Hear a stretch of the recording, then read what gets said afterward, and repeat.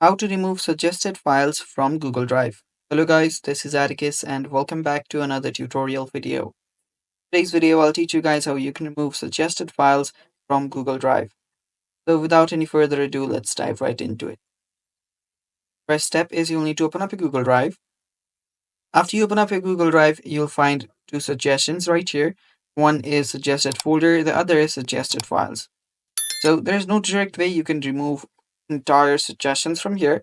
What you can instead do is you can simply tap on this to minimize the suggestions. Now, if you want to remove a specific suggested files or folders, this is what you do. So if you want to remove this one right here, you'll see three dots right besides it. Tap on that, and there you'll see an option that says not a helpful suggestion. If you tap on not a helpful suggestions, this very suggestion should go away. Again, if you do that for something else, as you can see, it just went away. It was dismissed. But as you can notice, none of these are removed.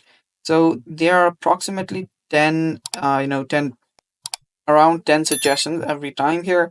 So if one gets removed, another one comes up from your drive anywhere. And yeah, it's the same for your folders as well. If you tap on the three dots and tap on not helpful suggestions, it just gets removed. And it's basically that simple, guys. And that's all for today's video. Thanks for watching. Stay tuned for more and bye bye.